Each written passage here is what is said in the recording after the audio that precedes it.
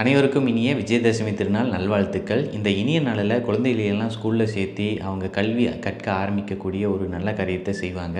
அதே போல் ஒரு நல்ல விஷயத்த நானும் இன்னையிலேருந்து ஸ்டார்ட் பண்ணலான்னு இருக்கேன். அதாவது என்னுடைய இந்த கப்பல் வாழ்க்கை கிட்டத்தட்ட 12 வருடங்களாக மெரைன் இன்ஜினியராக பல்வேறு பதவிகளில் இருந்து இப்போ கரண்ட்டாக செகண்ட் இன்ஜினியர் அப்படிங்கிற பதவியில் கடந்த சில வருடங்களாக பயணம் பண்ணிக்கிட்டு இருக்கேன்.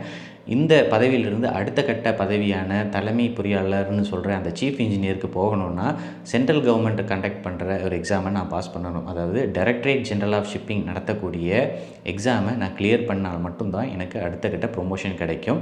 இந்த தேர்வுக்கு அவ்வளோ ஈஸியாக ப்ரிப்பேர் ஆகிட முடியாது. ஏன்னா அவ்வளோ தகவல்கள் தெரிஞ்சுக்கணும். கடல் போல் விரிஞ்சிருக்கிற கப்பல் துறையை பற்றி எக்கச்சக்கமான செய்திகள் இருக்குது. அது எல்லாத்தையுமே நம்ம தெரிஞ்சு வச்சுருக்கணும். அப்போ தான் இந்த தேர்வில் பாஸ் ஆக முடியும். இந்த பயணத்தில், அதாவது இந்த தேர்வு பயணத்தில் நிறைய விஷயங்கள் கப்பல் துறையை பற்றி நான் படிப்பேன். அதை பற்றி உங்களோடையும் ஷேர் பண்ணுறேன். இது உங்களுக்கும் ரொம்ப உபயோகமாக இருக்கும். முக்கியமாக ஏதாவது ஒரு தொழில் பண்ணுறீங்க, கப்பல் துறை சார்ந்த தொழில் பண்ணுறீங்க அப்படின்னாலோ, இல்லை கப்பல் துறையில் வேலை வாய்ப்புகளை பற்றி நீங்கள் தெரிஞ்சுக்கணும்னு நினச்சிங்கனாலோ இதுவும் உங்களுக்கு ரொம்ப யூஸ்ஃபுல்லாக இருக்கும். அதனால் அடுத்தடுத்து வரக்கூடிய வீடியோக்கள் எல்லாமே கண்டிப்பாக மிஸ் பண்ணாமல் பாருங்கள்.